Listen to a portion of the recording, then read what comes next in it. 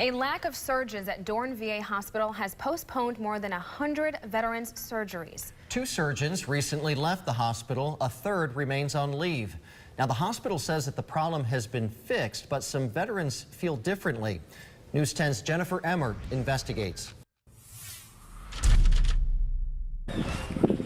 Gary Quirk's surgery was scheduled for today at the Dorn VA Hospital, but he wasn't on the operating table. This has just gone to be one of the longest, most, I don't know what you call it, punishing experiences I've ever had. The pain in his abdomen constant. Every day I get a little weaker, more pain. The delay, a lack of general surgeons. The hospital finally secured help from USC School of Medicine and Fort Jackson, but they're also using community surgeons to get veterans seen. We've actually feed out all work into the community or has been seen by our DoD partner in a timely fashion, just to make sure that there is no delays at all. That's not what Gary's experienced. I've got a lot of promises, but no action. Last year, Dorn did nearly 1 million outpatient procedures. They serve 2/3 of the state and say the recent shortage has affected a small portion of veterans. Replacing surgeons could take 6 months. Certainly for a general surgeon, they're not as plentiful in the community, so it takes more time to hire these individuals. But that's the exact reason why we bring in contracts as well as we fee out services. Still, patients like Gary feel let down. It's hard for me to do this because the VA is my friend and I feel dedicated to him. But I know that there's other veterans out there because I've sat in the waiting rooms. He's never received notification from the hospital about the delay or the fix. Still, he's hopeful he'll get the procedure he needs. That maybe the VA will open their eyes and look at us a little different instead of just a number or maybe even a headache. Because I'm sure I've been a headache to him trying to get some help. In Richland County, Jennifer Emmert, WIS News 10. Care home. WIS News 10's Jennifer Emmert has been investigating what's going on. She's live at the Dorn VA Medical Center with what she's uncovered. Jen? Well, for the few who have participated in this federally funded program run by the VA, well, they have nothing but good things to say, success stories. So it's hard to understand why the VA is not referring more veterans. In fact, this was a pilot program in Columbia and Charleston that was supposed to be rolled out statewide. Now the program is in danger of continuing, period.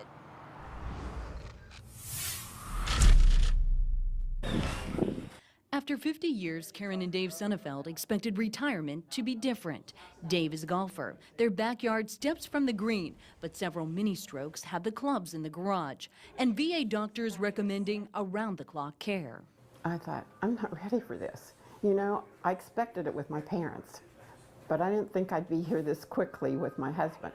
A nursing home could quickly wipe out the couple's savings. That's when the VA recommended the Veterans Directed Home and Community-Based Services program. Dave gets funds to hire his own caregivers, allowing him to stay at home. It was a miracle that someone in the world finally understood the importance of keeping these boys in the home. Not to mention the savings. In South Carolina, the VA pays an average of $7,000 a month to keep a veteran in a nursing home. The in-home program averages $1,800 a month. That in itself should be an incentive to expand the program. The Lieutenant Governor's Office on Aging and 3 other agencies who help administer say it's the opposite. There are waiting lists. At the medical centers, we're not getting the referrals. We've not had a referral in 2 months. In the 3 years, they've had just 70 veterans participate. They need more to keep the program viable. Why so few referrals? That's what we wanted to ask the VA. The average savings, $5,200 per veteran. Taxpayer dollars when there's already a waiting list for nursing homes. The VA wouldn't talk with us on camera, instead sending us this statement, more information about the program, and saying that they're working with their central office on a solution. I think the VA is so layered, it is so bureaucratic. I don't know that there's been clear direction from Washington. We hear, we are promised. They're long on the rhetoric, but they're very short on action, and so we are frustrated. So are Karen and Dave Sonnefeld, worried the program's end may mean more talk of a nursing home. People keep telling me, you know, you're going to have to make a decision sooner or later that you can't do this.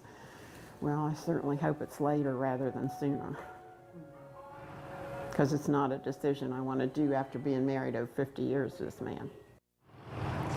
The Lieutenant Governor's Council on Aging and the Santee Lynch Council on Aging have both sent letters to participants informing them that the deadline is this Friday. If an agreement can't be reached, then the program will end on September 30th. In Columbia, Jennifer Emmert, WIS News 10. All right, Jennifer, thank you. And those of you who want to see the program continue, you can voice your concerns to the VA. You can find that contact information on our website under the big red 10. If you are a veteran or know a veteran who's interested in the in-home program, contact the Lieutenant Governor's Office on Aging or, again, the VA.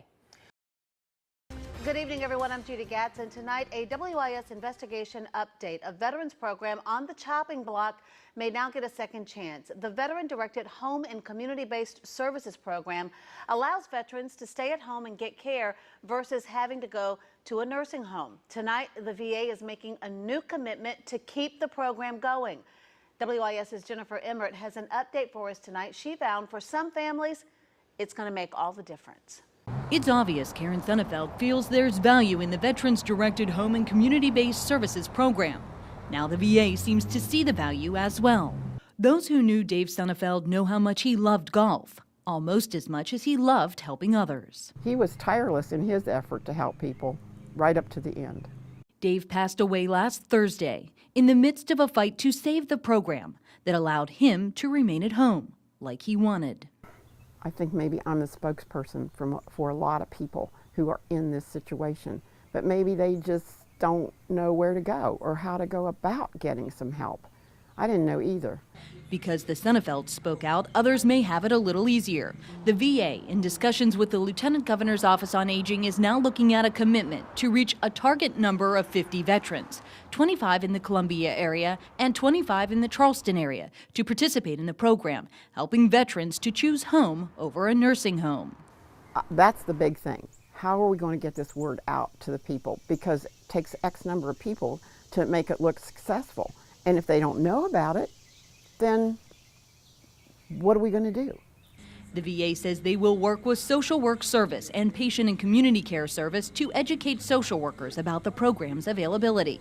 Karen Sonnefeld will remain a strong advocate, knowing it made all the difference for her husband of more than 50 years. Those guys want their family around them. They want to see their grandchildren. And as much as those kids cried, I said he was so thankful to have them in his life and to be able to keep them in his life till the very last, very last. If you want to learn more about the program, we put the information on our website under the big red 10. In Columbia, Jennifer Emmert, WIS News 10. And good evening, everyone. I'm Dondi Mercer-Plank. More problems have been unearthed at the Dorn VA Medical Center, this time in the operating room. WIS has uncovered all 8 operating rooms at the hospital are shut down after particulate matter was found in the HEPA air filtration system. Jennifer Emmert is here to explain. And so what does this mean? Well, particulate matter is considered particle pollution by the EPA, and that federal agency says that pollution is linked to numerous health problems. So right now, general surgeries at Dorn are being postponed. Again, veterans are having to wait for those services, and those urgent surgeries are being moved to partner facilities right now. But today we also spoke with a veteran who knows the consequences of waiting for treatment. He believes he's one of the 9 referred to in the Inspector General's report who filed suit against the VA. For him, it's meant health consequences he'll live with for the rest of his life. Piles of paperwork symbolize Barry Coates' 2-year healthcare fight with the VA. It started in late 2011 with abdominal pain and a mention by his doctor that he may need a colonoscopy. And that was in January. I also seen her in around March and had the same complications. They were worse. And she made same comment in her notes. Each visit, the colonoscopy that could have caught the tumor growing inside him pushed off, again at 9 months. I looked at her and I said, well, if you was in much pain as I was, I said, you wouldn't be waiting 2 more months. You would probably do it this week. So she left and went out of the office, so I didn't have no other choice to wait a couple more months. The end result, stage 4 cancer that had spread to his liver and lungs, a tumor the size of his fist after chemo. And I think if she would have changed that phrase and set up a consult then, that it would have changed the outcome of what happened in the end, because it would have been a lot earlier and would have been done a lot quicker. The urgency would have been more there than what it was. Barry, with the help of a Texas attorney, filed a tort against the VA and was one of 9 who won, getting them to admit some fault. They never would admit that if they would have done it earlier that I would have had a better quality of life, but they did admit that due to the fact of having an earlier consult. And that's the only thing they admitted to, was getting the early enough consult instead of it taking a year. He believes the VA should outsource more services, especially if it means patients are seen sooner. I think it would speed up a lot of time they had to wait, and plus maybe even save lives in the process of it. He's hoping the state's congressional delegation will fight for better care so situations like his can be avoided. If we don't ask questions, we won't ever know what's going on out there, and I learned a lot by asking questions. We reached out to local leaders. Congressman Joe Wilson is aware of the issues and still hears concerns from constituents on a weekly basis, saying they deserve the best possible care and should not be faced with greater risks at home when attempting to seek medical care. Congressman Clyburn called the backlogs unacceptable, but says significant progress has been made to eliminate the backlog. I continue to receive emails from veterans who say there are still backlog problems, and it's not just with those GI cases, Dondi. And then as far as the operating rooms and the situation there, when are they going to be clean and usable again? Well, they say they're working on the matter right now, and they tell us that it will be early December, but that's still more than a week away. So in the meantime, either surgeries are put on hold, or as you said, the emergency ones are sent to other hospitals to be done. Right. I spoke with a veteran who said his father has gone to Lexington Medical Center to have an emergency procedure done. So they're kind of feeing it out that way. All right, Jennifer Emmert, thank you.